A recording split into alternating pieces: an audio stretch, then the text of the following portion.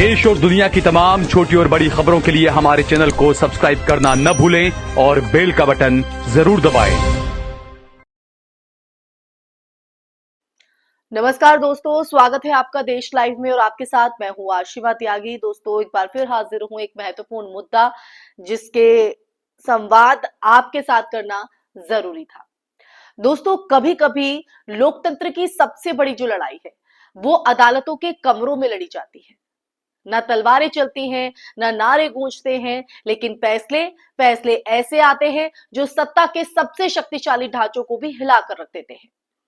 गुजरात से एक ऐसा ही मामला, जी हां, एक ऐसा ही फैसला आया है जिसने उस राजनीतिक मॉडल की परतें खोल कर रख दी है जिसे सालों से देश को विकास का रास्ता बताकर बेचा गया या सामने लाया गया, जबकि असल में वो दमन, डर और असहमति की आवाज दबाने की एक व्यवस्थित जो तरीका है वो यहां पर निकला।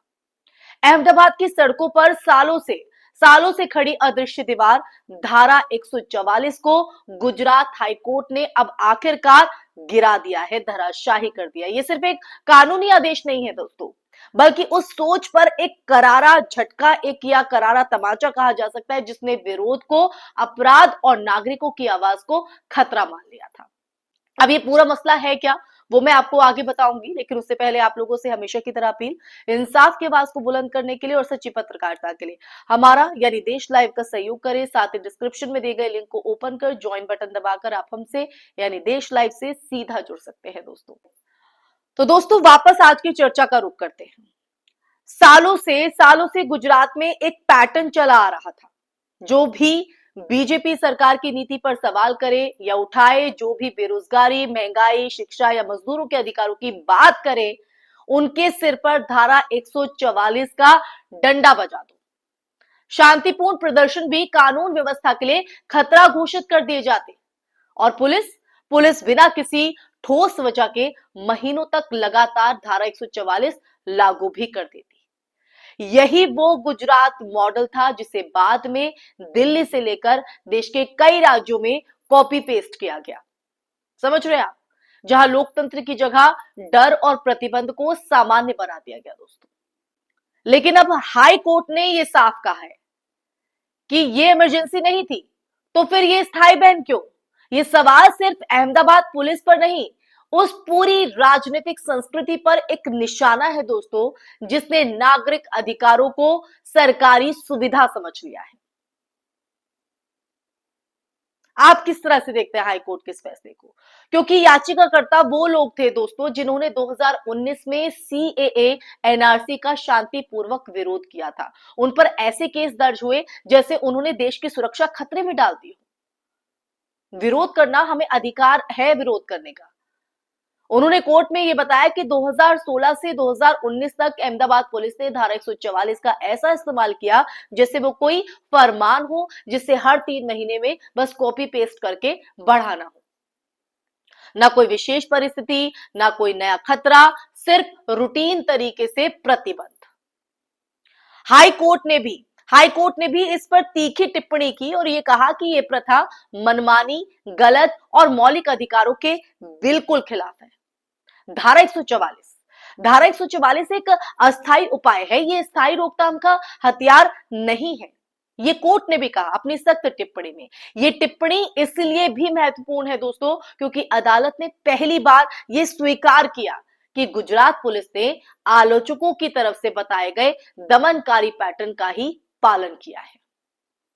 अब ये फैसला अगर कोर्ट का देखें तो बताता है कि राज्य ने संविधान के अनुच्छेद 19 यानी अभिव्यक्ति, शांतिपूर्ण सभा और विरोध का अधिकार को अपनी सुविधा अनुसार कमजोर कर दिया था।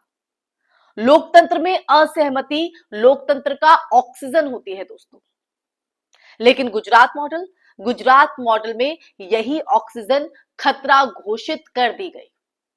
अदालत ने यह भी कहा कि पुलिस ने हर आदेश में वही पुराने सामान्य तर्क दे दिए, बिना यह साबित किए कि वास्तव में कोई कठिन परिस्थिति थी।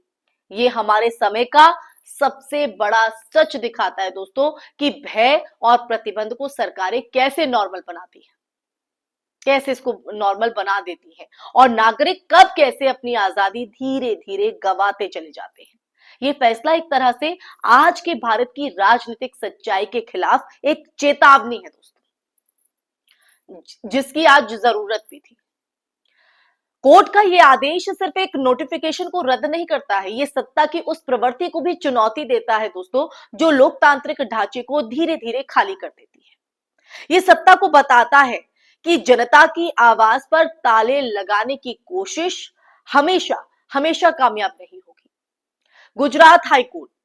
गुजरात हाईकोर्ट का ये फैसला और भी महत्वपूर्ण इसलिए है क्योंकि आज पूरे देश में पुलिस और प्रशासन के माध्यम से विरोध को दबाने का जो तरीका है वो आम हो चुका है। दिल्ली में सीएए विरोध हो या किसान आंदोलन, हर जगह आप देखिए, हर जगह प्रतिबंध और एफआईआर ही पहली प्रतिक्रिया बन गई है। और ऐसे समय में एक अदालत का ये कहना कि सरकारें नागरिक को अपराधी की तरह ट्रीट नहीं कर सकती, लोकतंत्र में उम्मीद जगाता है दोस्तों। आज ये सवाल जरूरी है कि क्या धारा 144 और ऐसे कई कानून सरकारों के हाथों में सिर्फ सत्ता बनाए रखने के लिए है?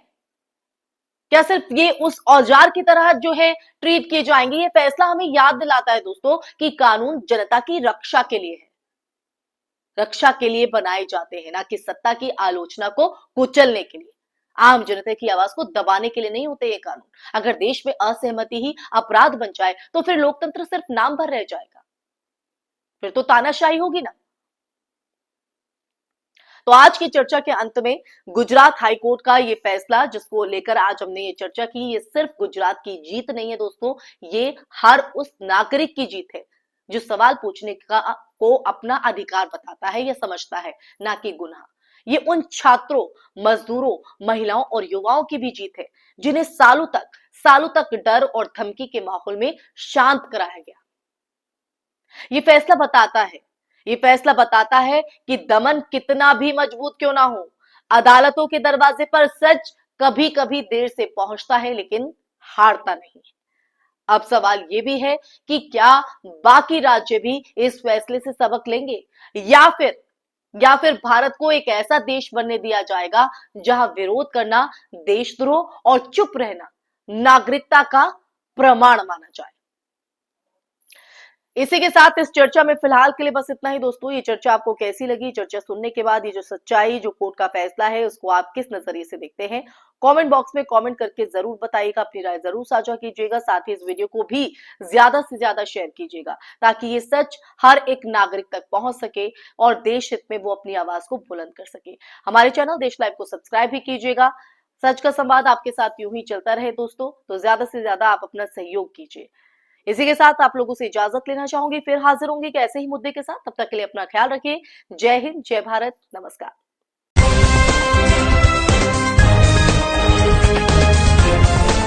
देश और दुनिया की तमाम छोटी और बड़ी खबरों के लिए हमारे चैनल को सब्सक्राइब करना न भूलें और बेल का बटन जरूर दबाएं।